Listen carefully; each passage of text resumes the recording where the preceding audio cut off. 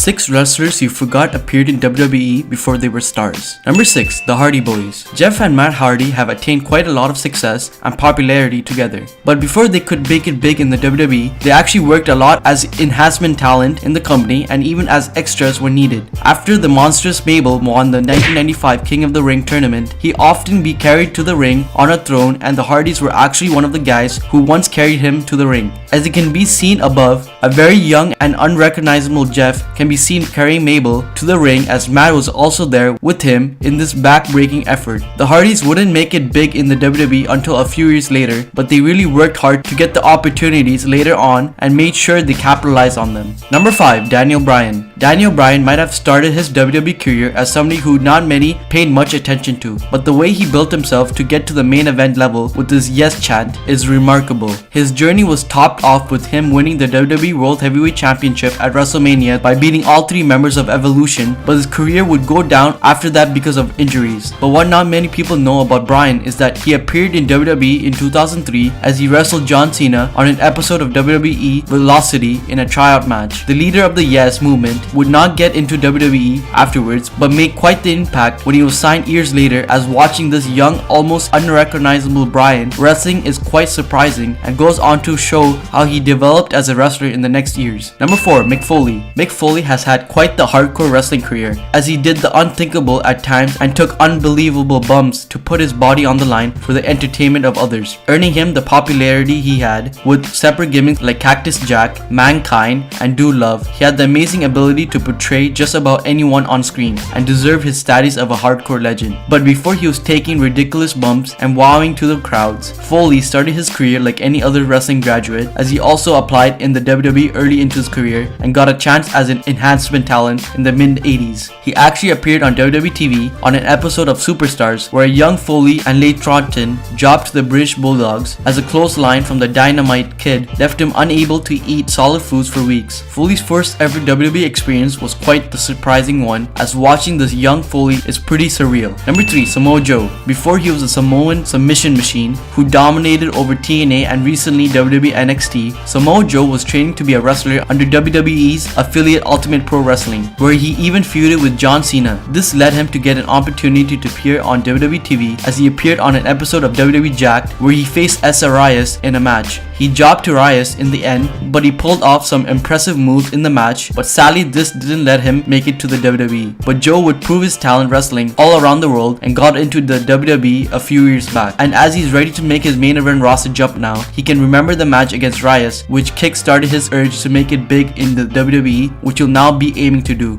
Number 2. Cesaro. Cesaro might be the wrestler who is being held back by the WWE right now, but there's no denying that he can entertain audiences around the globe regardless of whoever he is to wrestle. The Swiss Superman has been amazing us for the past couple of years, but he actually made an appearance in the company before joining in 2011, as he played the role of security guard on an episode of Raw, posing as a security guard for Shane McMahon during his feud with DX. The bearded Cesaro with hair can be seen alongside another prominent wrestler in EC3, as they are there to protect Shane from harm. Cesaro would impress officials enough to hire him years later, but this appearance of him is pretty hilarious and surprising as well, which goes on to show that even a Superman like him has to do silly work before making it big. Number 1. CM Punk. CM Punk became a sensation in the WWE ever since his pipe bomb, as Punk lashed out on the company for not giving him enough opportunities, leading to an amazing push which landed him a 434-day WWE title run. Punk really did have to dig deep for years in order to become a star in the WWE, as he was used as an extra in 2006 when he signed with the company's developmental territory. This was none other than being an extra for John Cena, as he'd come out dressed as a gangster with a Tommy gun, as Cena had this gangster themed entrance for himself. Punk looks pretty weird dressed as a gangster here, but this goes on to show that someone even like Punk had to do things in order to get into the WWE, as his rise ever since that day is nothing short of remarkable.